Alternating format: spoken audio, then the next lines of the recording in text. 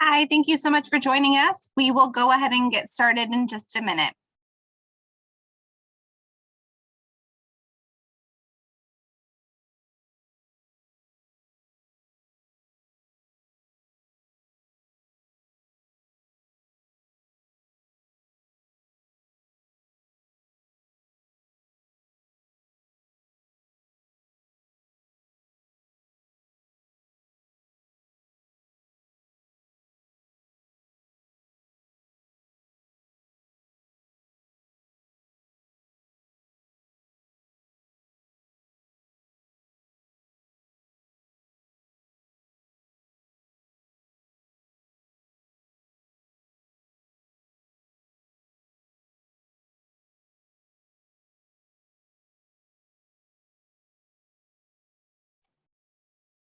Again, thank you so much for joining us. We will go ahead and get started in just another minute while we wait for others to hop on. But if you are joining us today with toileting troubles, if you're experiencing challenges, go ahead and throw those in the chat box so that I know to address them and then also to connect with you after the session today. So if you would like to share those in the chat box while we wait, that would be awesome.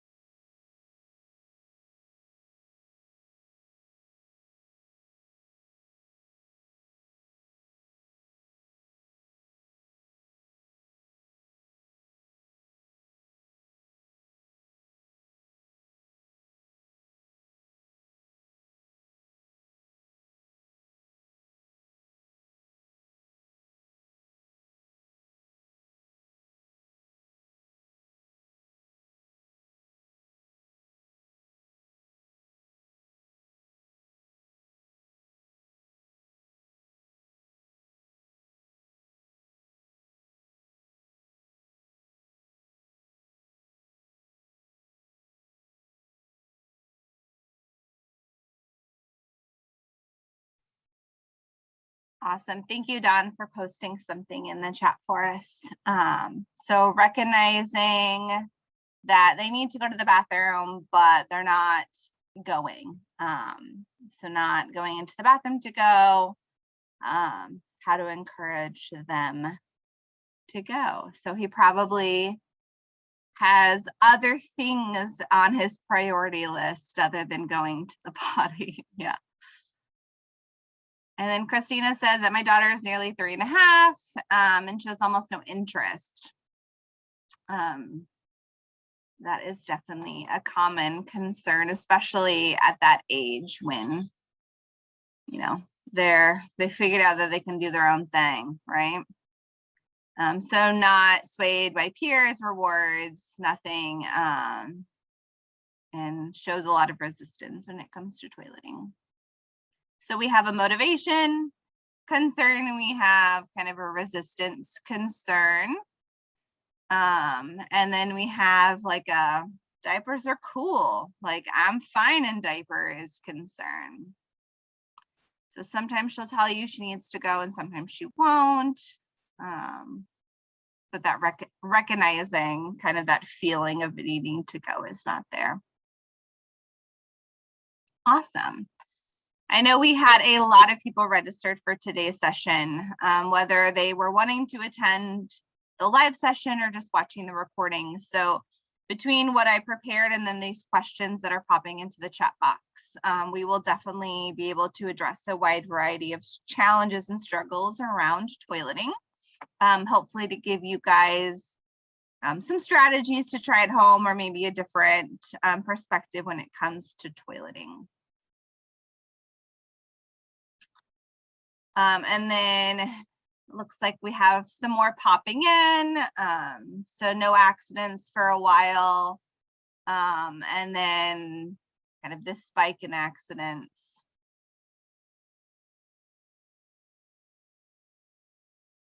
Oh, and then it sounds like Sandy possibly using peeing in his pants as a form of control when he is upset about something like rest time. I don't want to do rest time, so I'm going to pee my pants to try to avoid or get out of rest time. And then another one with a lack of interest. So lack of interest, not understanding those readiness signs, not being able to sense like, oh, I do need to go. And then having fits and resistance when it is time to use the restroom. Awesome. And it looks like everyone on the call today has children about the same age, between that 3 and 4 range. So I think that will be really helpful as I'm sharing with you, because a lot of the toileting troubles do appear kind of after children turn 3. So between that 3 and 5 phase, when you're like, I thought we had this, or you should be going potty now. So we will work through some of these challenges. I also plan to connect individually with all of you who did type concerns into the chat box, just to follow up with you with an email to see if you need additional resources after today's session, or if you want to schedule a one-on-one session to talk a little bit deeper about the challenges that you are experiencing. So just know that that's coming your way as well. So for those of you who have not been to one of our sessions or who don't know me, my name is Lauren. I am the Family Support Specialist at Child Care Answers. So Child Care Answers is the local resource and referral agency in Marion, Hamilton, and Hendricks counties in Indiana. And so our role is to really support you as parents. So my role as Family Support Specialist is to help assist families with parenting workshops, any parenting struggles or challenges that they're having, helping understand their child's development through, again, workshops and then one-on-one consultations, sharing resources via email, and then helping families locate childcare. We are in the process of launching a new website, which will roll out in August, which will be chock full of resources for families. So if you are not currently on our newsletter mailing list, join it. Because when we release that resource center, it's going to be amazing. And I can say that because I'm helping build it out and planning some of those resources. If there's ever a time that you're looking for a resource that's not included in our resource center, let us know and we can build out that tool for you. So Child Care Answers is part of a larger network of resource and referral agencies. Like I mentioned, we are housed in Central Indy, but there are resource and referral agencies all over the state as well as all over the country. So we are part of that Child Care Resource and Referral Network in Indiana.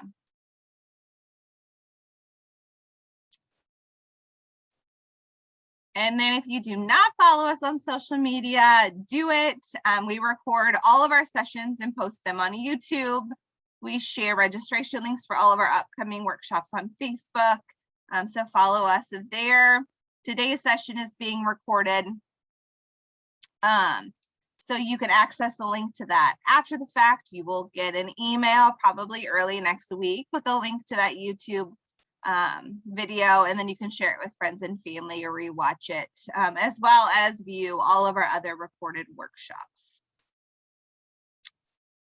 All right, so let's jump right in to talking about toileting challenges. So I did see another question pop up in the chat box, really around time frame of when to initiate toileting, because it looks like we have a child who will be 3, and then a daughter who is a little bit, I'm trying to scroll up, Amy, a 4-year-old. So trying to figure out if you should kind of delay toileting and do it at the same time for both of them.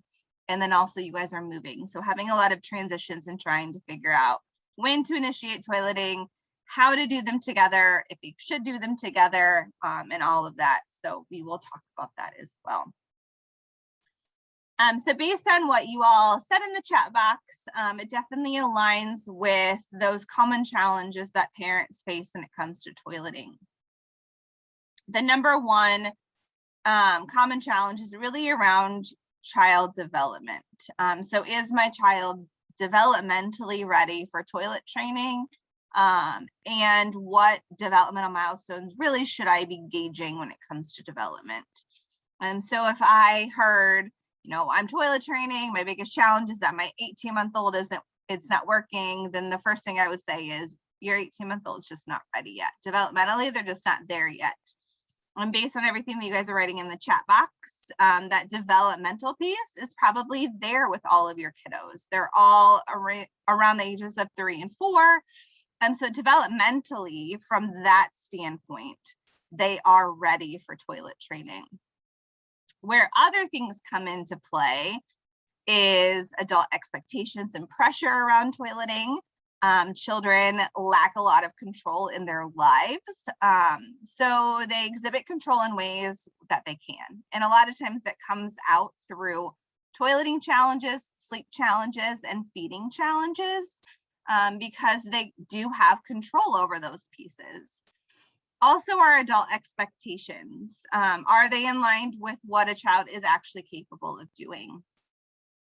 So are the things that my child's doing that I perceive as a challenge, are they developmentally appropriate? Should I be expecting them or should I not be expecting them? Another big challenge is fear around using the toilet. So whether it's fear of falling in, maybe they've had an experience that they've fallen in before, maybe it's fear of the flush, fear of the plop when they poop in the toilet, fear of the loud noises in a bathroom, fear of public restrooms.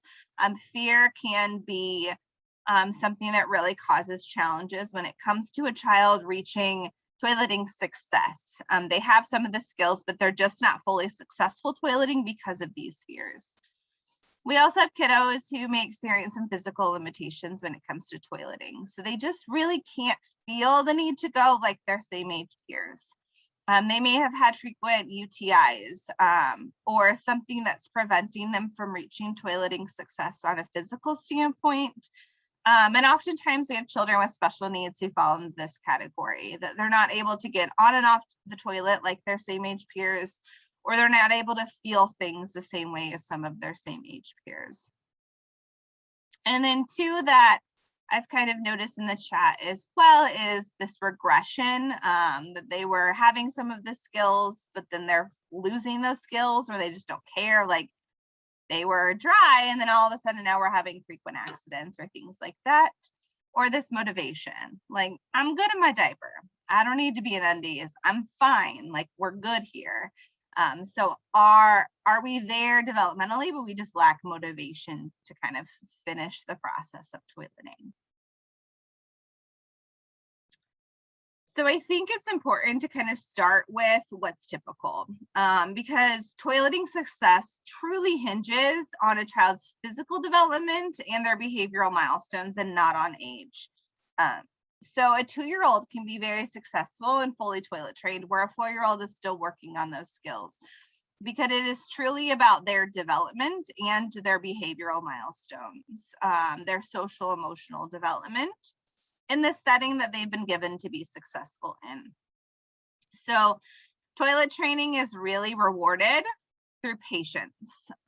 So parents who kind of take a step back, they calm down a little bit. The kid is able to take a step back and calm down. There's less stress. Patience is usually rewarded when it comes to toileting. So we really want to look at typical development as well as readiness signs to gauge when we should be initiating toileting, and what we should be initiating rather than an actual age. And remembering that toileting is a process. It's a process that takes time. Toileting is so much more than sitting on the toilet and eliminating. There are so many steps in the toileting process, including body sensation, body awareness, the ability to recognize, I need to go to the bathroom, so I'm going to stop. I'm going to walk or run to the toilet. I'm going to pull my pants down. I'm going to get onto the potty before I ever eliminate. And for some kiddos, that is impossible. They just developmentally aren't there yet to be able to go through that process. For other kiddos, they need a lot of assistance. You start seeing them wiggling and you pick them up and you run them to the bathroom. You pull their pants down and you plop them on the toilet so that they don't have an accident. For some kiddos, it's helping them make that connection. I'm seeing you do these things, which tells me that you need to go to the bathroom, so that they begin to develop some body awareness of what those signs and signals mean. But they also have to be able to, mostly independently, pull their pants up and down, physically get onto the toilet, to be able to wash their hands, to be able to wipe to some extent. Wiping a number 2 takes time. They have T-Rex arms and they just really can't get back there. So that is something that's going to take a little bit of time. But they need to be able to do all of these things in order to actually be successful with toileting. So it really is a skill that develops over time, and it is a chunk of skills. It's not just they sit on the potty, they go, and we're done. So it's giving them that opportunity to develop those skills over time and knowing what then our expectations as a parent are, depending on where they are in skill building. And if toilet training doesn't work, remove the stress, just relax. They're going to go to college peeing in the potty. They're not going to be peeing their pants, usually, and once they go off to school. So just chill. Oftentimes our stress is feeding into our children's stress, and the way that they react to that stress is by protesting. That's when we often see resistance and regression, is when we are pushing something because we are motivated, but our child is not yet motivated, or we really want this to happen and we may be pushing it sooner than our child is ready to go. Again, potty training is not a fixed developmental point in a child's life. It really develops over time. Children will be toilet trained somewhere between usually 2 and 4. And that doesn't mean that they're fully successful. They wipe on their own, they initiate toileting, they're out of diapers at nap time and bedtime. It means that they can use the restroom to some degree. Typically that they're out of diapers between the ages of 2 and 4. But at the end of the day, relax, give yourself a break, give your child a break, and start over. And so in a few slides, I'm going to talk about what that looks like when you start over, but really just relax. Toilet training doesn't have to be stressful. And in fact, it is a super exciting time in a child's life to be able to gain the set of skills that they see as a big boy or a big girl. I get to do these things that my mom or my dad does. I get to do things that my older siblings are doing or that my peers are doing. And there's a lot of ownership and responsibility that comes with that, which is awesome. So of removing the stress from toileting can be really helpful. And sometimes stress is getting in the way of just your child recognizing that they need to go.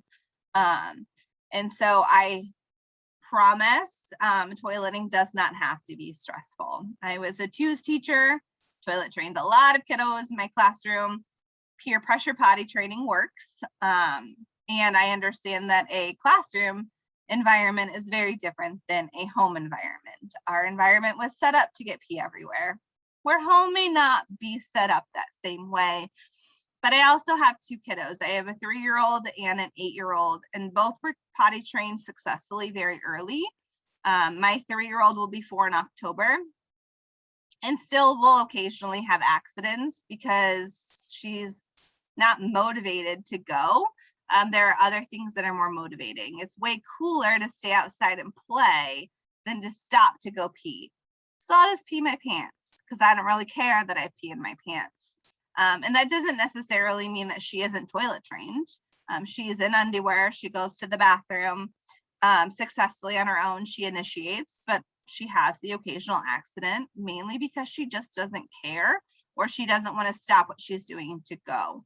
But she is toilet trained. And it's one of those things that let's get you some new undies and go about our day.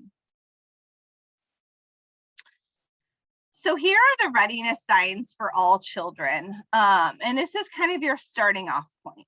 So if you are on the call today and you're like, we've started, it's not working, I want you to first start with the readiness signs. Is your child developmentally ready to be toilet trained? If yes, then we move on to the next step.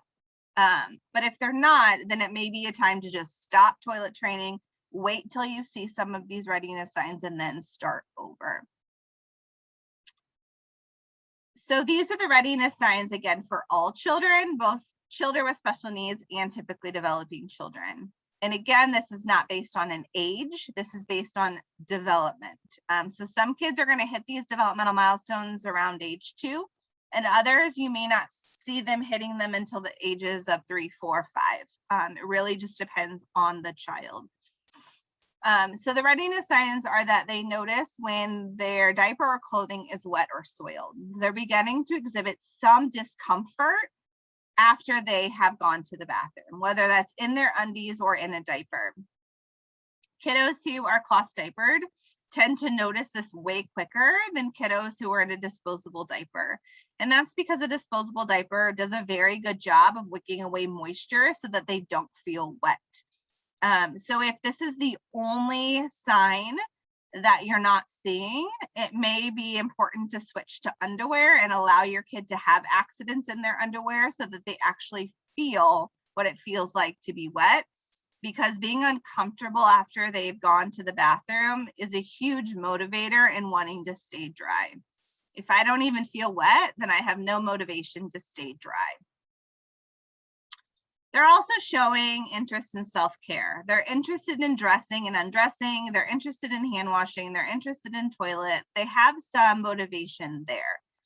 This is a skill that you can build very, very early on, way before you would ever switch a child to underwear. This is a skill that you can start to build really around their first birthday, if not sooner, by just getting them interested in part of the process during a diaper change, of allowing them to finish pulling their pants up, to work on dressing and undressing at bedtime, to have them engaged in hand washing, to have them watch you use the bathroom, and then to read stories about toileting and to watch shows like Daniel Tiger around toileting.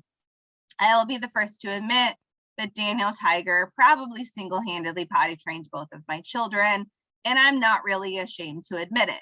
I love the Daniel Tiger potty training episode. It's very catchy, and it works. So don't be ashamed of the game of having Daniel Tiger do a lot of the legwork for you. And with that comes an interest in toileting behavior. This is when you see a child watching you use the toilet, or ask about using the toilet, or pretending, or putting their baby doll on the potty. Being curious about underwear, wanting to go to the store and pick some out. Again, if your kid's not motivated, it's not the right time to start. So if they physically feel wet, they're staying dry, they're doing all of these things, but they just don't care about toileting, they care about other things more. And so it's really about stopping and building their interest before you ever reintroduce toileting. You're also starting to recognize when a child is staying dry for at least 2 hours at a time. So this may mean that they're waking up from nap time dry most of the time. You're going longer in between diaper changes. They're just becoming a little bit more consistent and predictable in the way that they poop and pee. And predictability is important when it comes to toileting, so that you can introduce toileting in a way that's going to be successful. If they're peeing every 5 minutes, they're not going to be successful. But if they're able to kind of hold it, or we're seeing it less often, they're going to be more successful. So we have a question about being in underwear and still being okay being wet and pooping in his underwear. If he's doing it and he's cool with it, I think it's really about drawing attention to it in a way that doesn't shame him. You know, I see that you're wet. You had an accident. Accidents happen. Let's go change you, so that he's not feeling any shame, but he's also not using it as a form of control. Because when we draw a lot of attention to it, it can create shame, which leads to regression, or it creates a power struggle of like, I'm going to pee in my pants to get your attention. So very like, it's cool. You paid your pants, let's change pants. We'll go about our business and that's it. Like, I see you did it, so let's fix it and move on with our day. And that may help him then start to draw those connections and then also care that he's wet if he's not getting any negative or positive attention for it. We're also looking for those predictable bowel movements so that we can start placing our kiddos on the potty during those times that we know that they're going to need to go to the bathroom. They have the ability to sit for 2 to 5 minutes. That doesn't mean that every time we're putting them on the potty, they're sitting for 5 minutes, but they need to be able to have the balance and coordination to be able to sit on the potty. Because if they are too worried about balancing so they don't fall into the toilet or fall off, they're not going to then be focused on relaxing their body to eliminate. They need to be able to follow simple directions, which most kiddos after age 1 are able to follow one-step directions. That doesn't mean that they always will follow one-step directions, but they can, and there's a difference between the two. As a mom of 2, I know that there is clearly a difference between want and can. And then they can indicate the need to go, whether that's signaling, whether it's a facial expression, a gesture, using a picture symbol, or actually having the verbal communication to say, I need to go potty, or poop, poop, poop. And then you know that you need to run them to the bathroom. But they need to be able to communicate to some degree that they need to go so that you can help them get there. So those are the readiness signs for all children. And again, I think that this is the perfect starting off point to really gauge, where are my concerns with potty training? Do I need to pause because of readiness?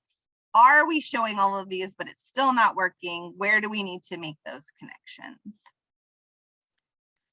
And really looking at emotional growth needed for toileting.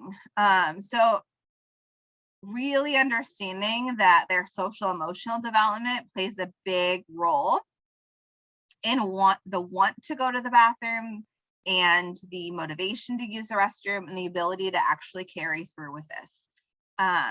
It's the most difficult to recognize in our children. It's a lot easier to say, oh yeah, you've been dry for 2 hours, versus recognizing this emotional readiness. Typically, children move in and out of emotional prime times. So it goes like this. And when it comes to true toileting success, it's catching your child in a prime time of emotional readiness. If you've lost that emotional readiness, it's almost waiting for it to pop up again. And so it can profoundly affect the way that they master toileting and create kind of this desire to want to be toilet trained, create like, the self-mastery in toileting. So if we're noticing all of the other signs but a lack of motivation, it's probably because we're out of a window of opportunity. And so our goal is to stop focusing on going to the bathroom and to build motivation so that when we see motivation peak, we can reintroduce toileting. So the best way to determine your child's emotional state is to observe their response when you offer the option to use the bathroom. If they enjoy sitting on the potty, they talk about pottying, they're using pottying language, they're singing potty songs, they want to read the potty book, the emotional readiness is there. If they're resisting at the idea of going, if they're crying when you mention potty, if they're putting up walls and kind of like, I'm not doing this, I don't want to go to the bathroom, you see a lot of resistance, then you wait for the opportunity to arise. And that is really the time that you say, we're done really focusing on toileting and we're going to build that emotional awareness first. I think I heard somebody unmute themselves. Does somebody have a question? If not, that's fine. But I just want to make sure that I'm giving you all the space to ask your questions. Awesome. And your readiness matters too. We want to make sure that we're choosing a time to introduce toileting when you have time to devote to toileting. So I personally, as a parent, like to kind of really set aside time. So I might take a few days off of work. I might do it during a holiday break or a long weekend, a time that we don't have a lot of activities going on, because those first couple of days of switching to underwear are the most crucial, that we're really at home, being consistent, following through, focused really mainly on toileting. And if I don't have the time to devote to that, it's probably not the right time from my end of things to start toileting. But we really want to be patient, follow our child's lead, follow their motivation, and then recognize that accidents happen. It's part of the process and they're okay.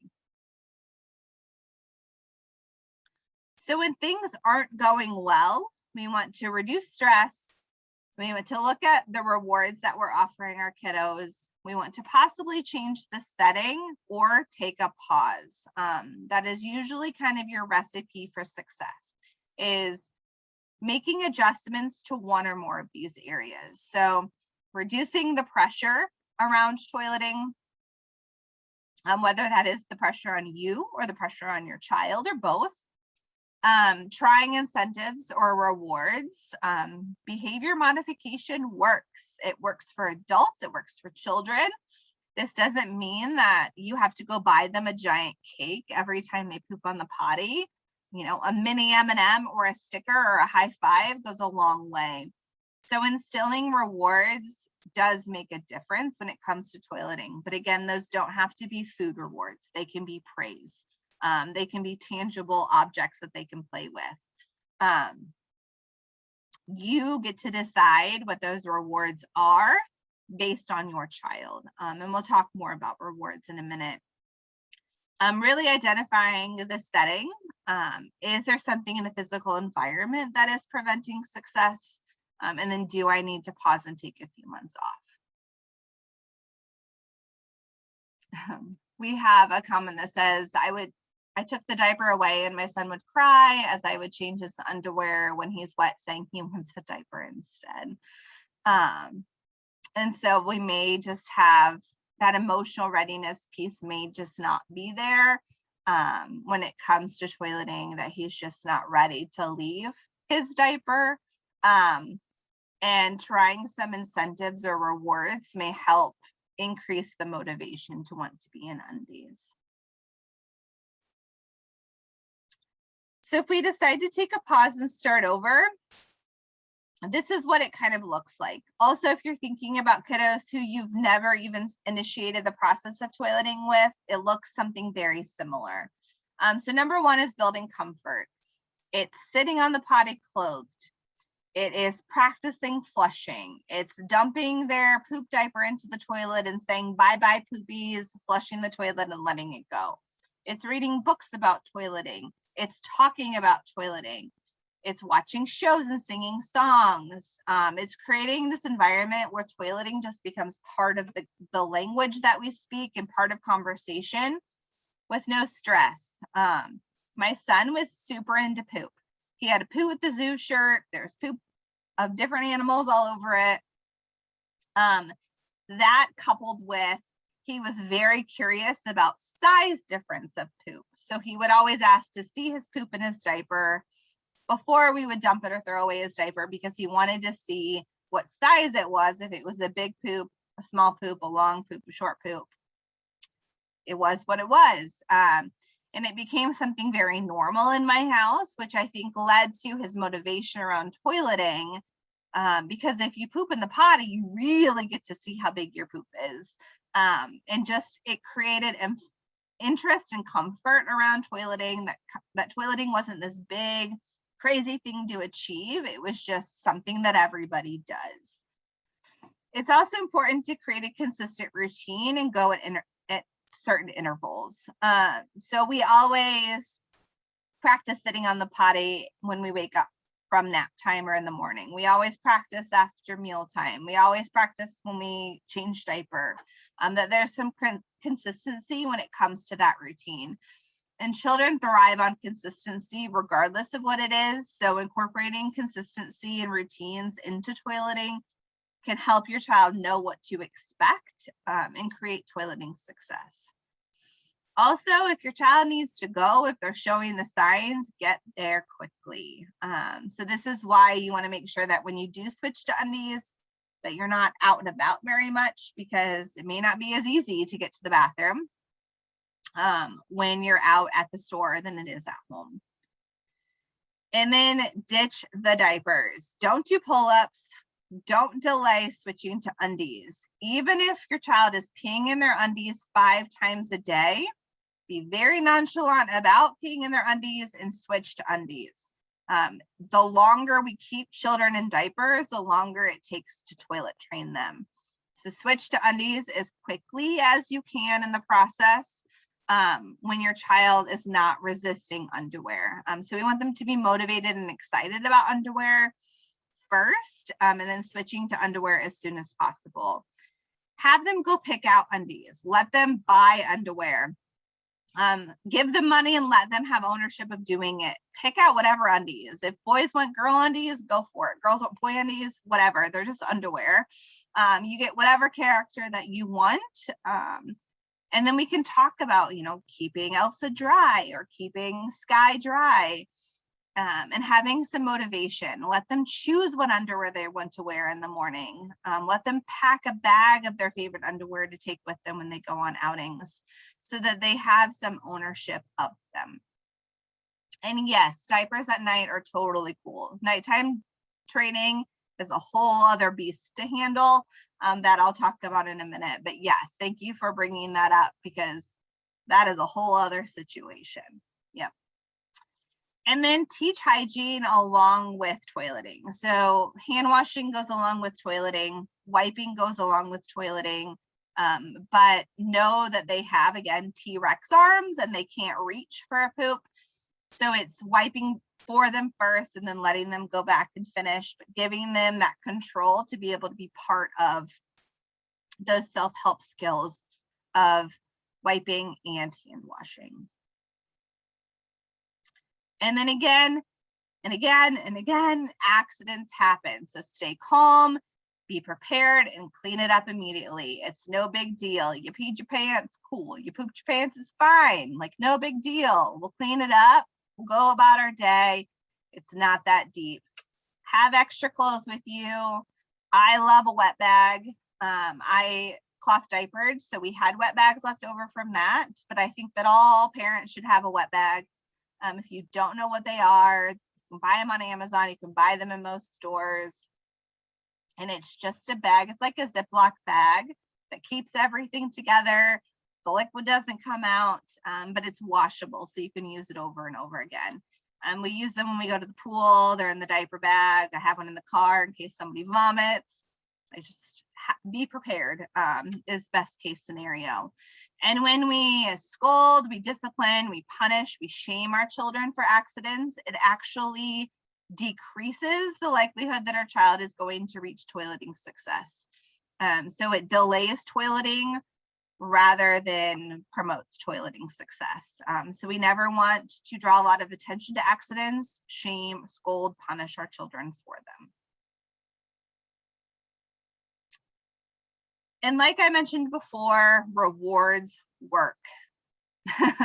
I will send out a link to the recording. I can send you with the raw recording today, or we can send to the YouTube link later this week, early next week. Yeah. So reinforcements work. So motivation is a huge piece of toileting, but it's a huge piece of everything that we do.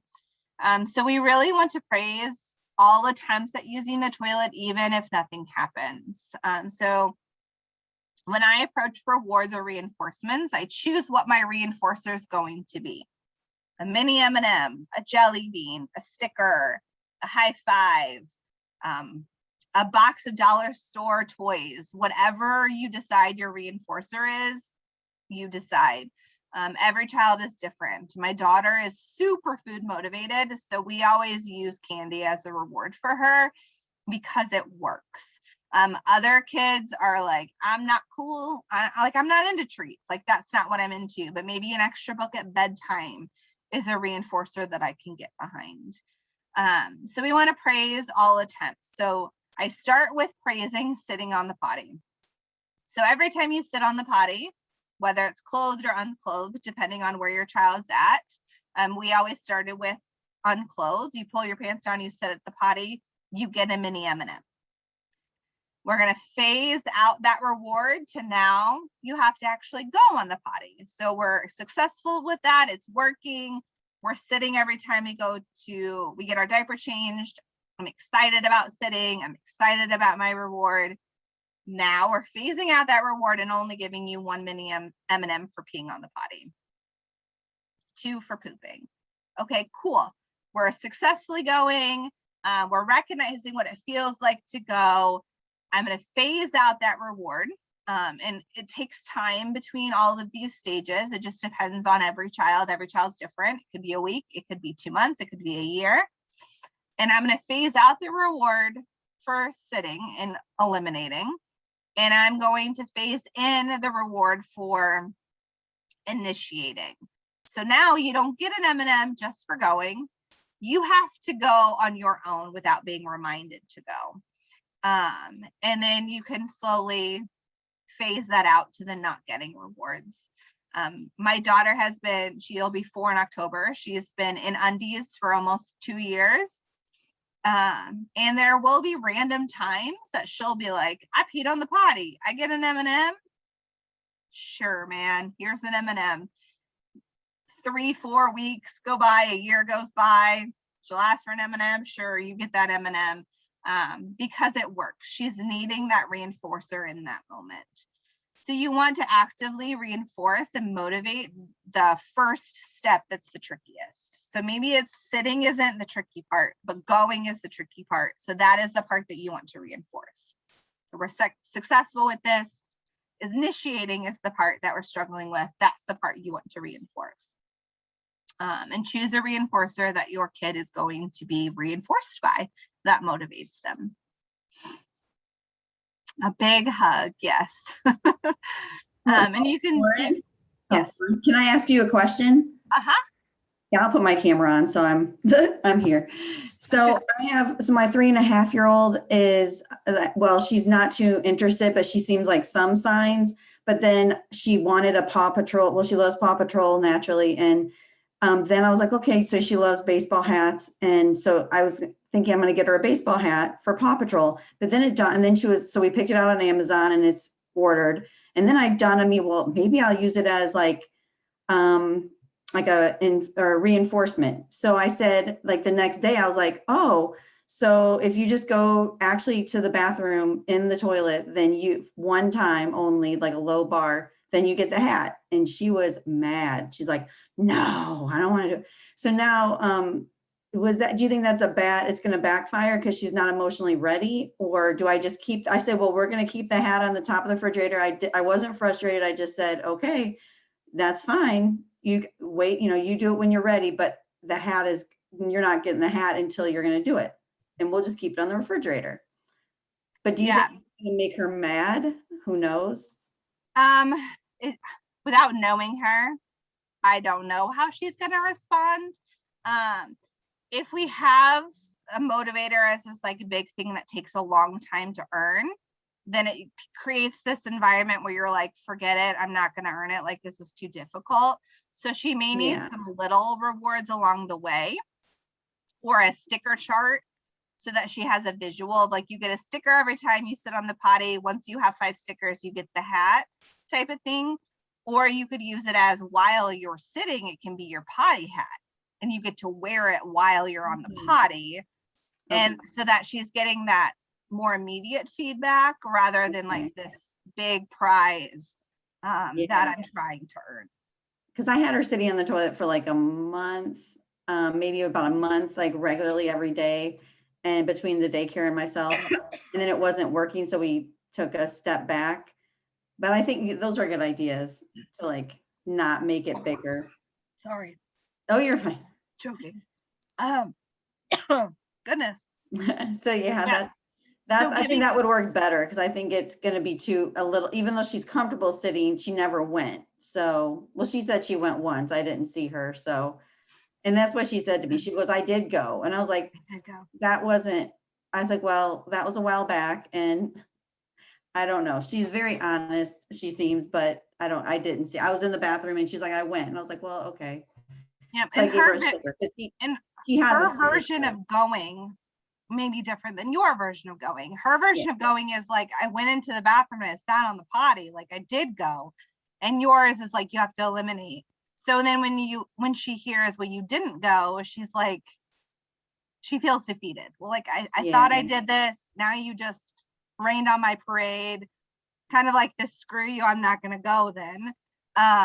So changing it to, you can have this when you sit, to then once she's sitting, then we're phasing it out and like we're seeing her going a little bit, then you can have it while you're going. Or, you know, once you're doing X, Y, and Z, you can have it when you're trying to squeeze out a big poop, like whatever her motivator is. And then eventually giving it to her so that she can own it. And then possibly reintroducing kind of a different motivator. If you're finding that she will sit, but she's not actually going, it's probably because she doesn't know how to relax her body to actually eliminate. She doesn't know how to do it. So I find turning on water to work, sitting down and putting her hand in warm water can be helpful just to signal to go. I think it's like catching it at first, and then they're like, oh, that's how I do it. I also will sit in front of my daughter, and this sounds weird, but like I blow on her belly or her private parts quickly, just like, and it's just to help like release tension, which can then help it go. Or sometimes she has difficulty pooping. So we'll sit on the potty and we won't focus on actually squeezing, but we will like rock back and forth and do row your boat or something, or I'll tickle her to just try to release the tension from her body. Usually kiddos who sit and then they get up and they immediately have an accident, it's not because they're holding it as a form of control, it's because they don't know how to release while they're on the bathroom to actually let it come out. Okay. Got it. Yeah, that's interesting. I wouldn't have thought it was so complicated, you know. Yeah. But I guess it can be. It can be, yeah. And the more that we focus on it, the more complicated it gets. Yes. All right. Well, thanks. Of course. Thanks for sharing.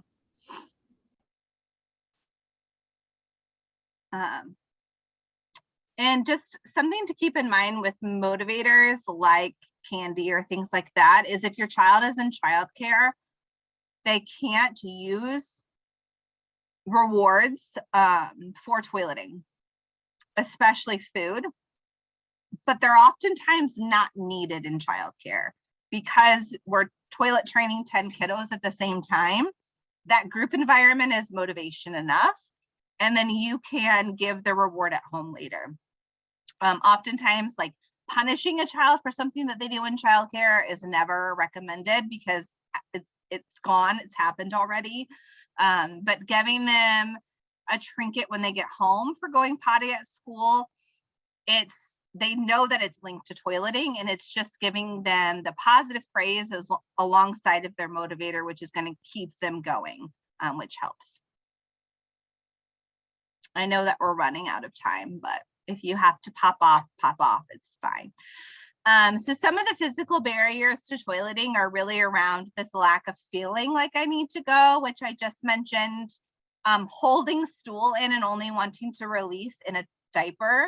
And that's oftentimes linked to emotional readiness and not necessarily a physical issue.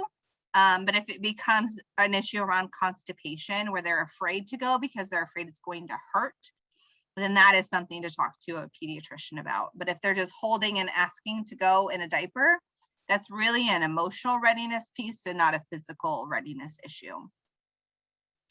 I often see that some parents will say like, oh, we're good. It's like he is peeing on the potty, but he's sitting down.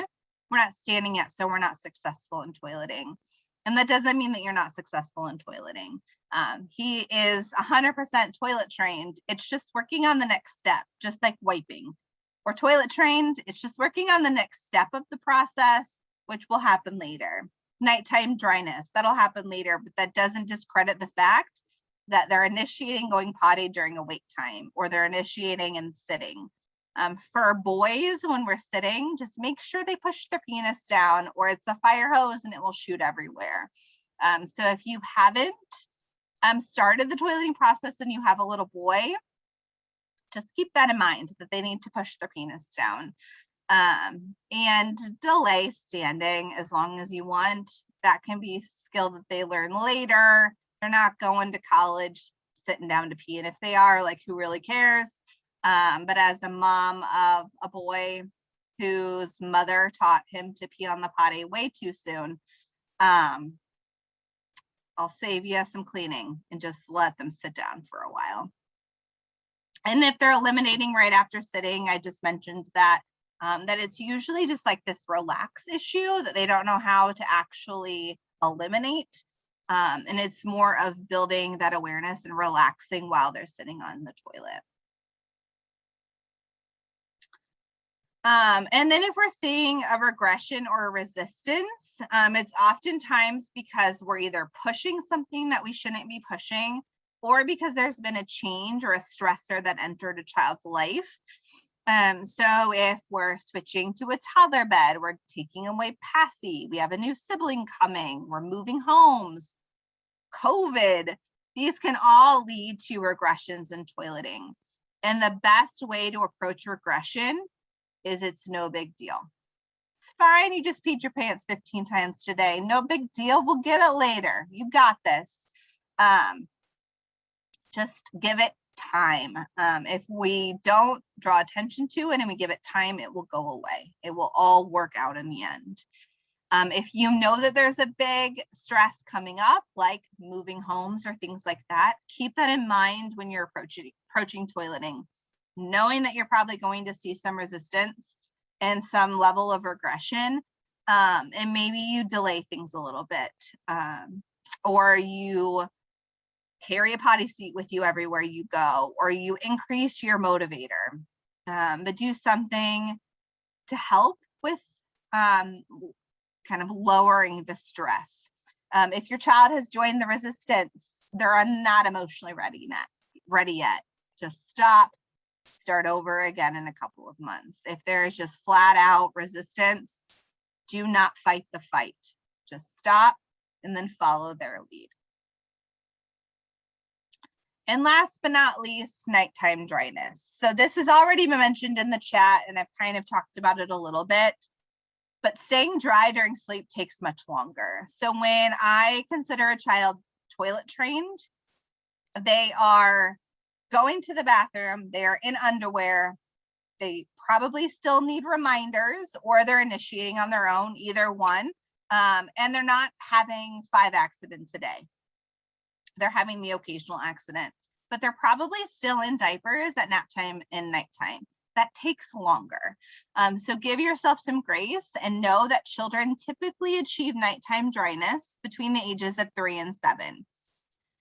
It is better to introduce undies earlier than later when it comes to nighttime, because you don't want to create the situation where you have a 7-year-old in a diaper at night and they're cool with it. They're like, I don't have any desire to get up in the middle of the night to go to the bathroom because I can just do it in my pants and I'll change my diaper in the morning. So you want to do it earlier rather than later, but every child is different. And accidents are part of the process. They're going to wake up soaked at night once or twice, and that's part of the process. It happens.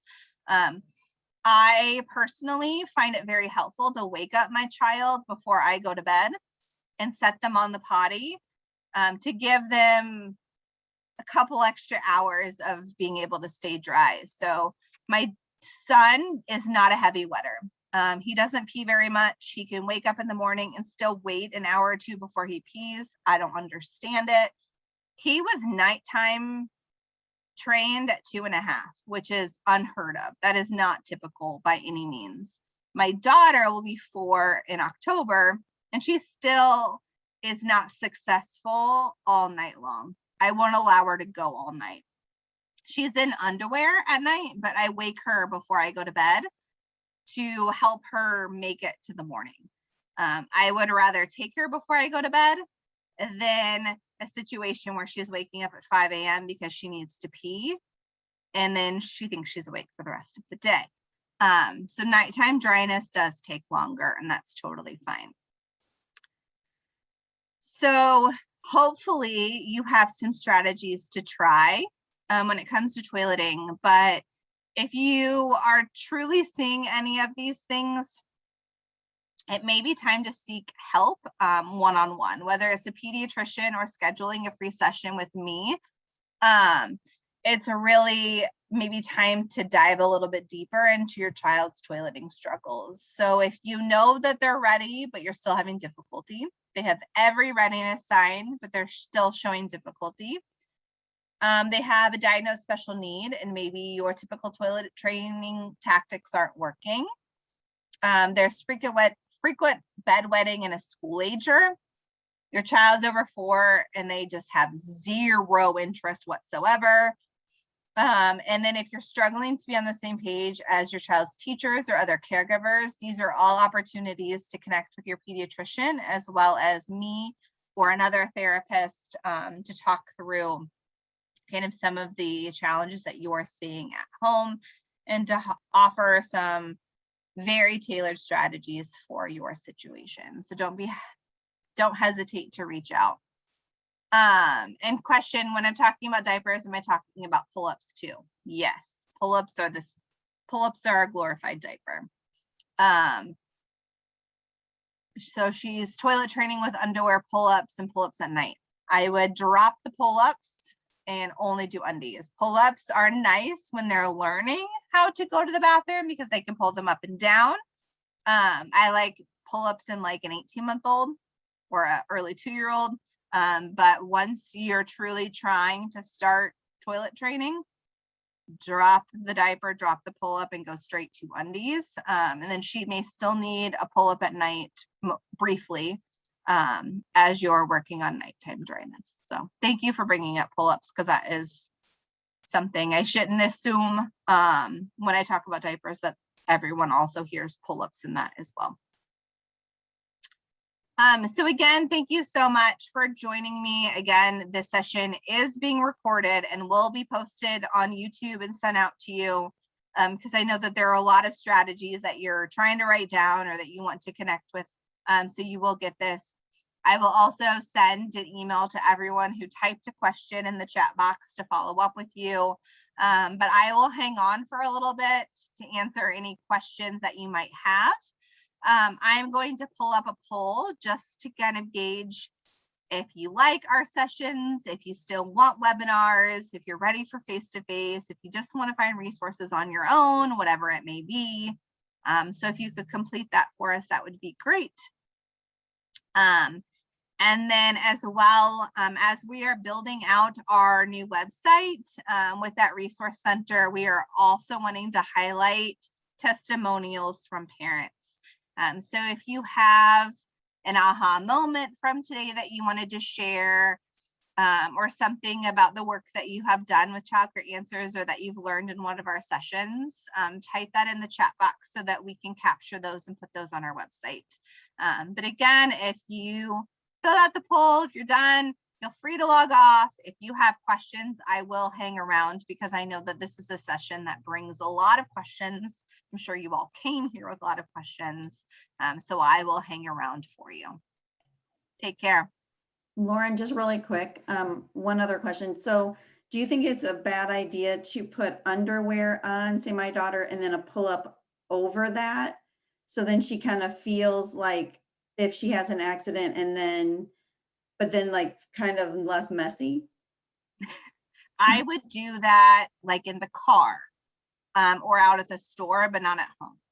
Okay. I would go straight to undies at home, especially given her age. And if she's going to have a lot of accidents, it's going to happen.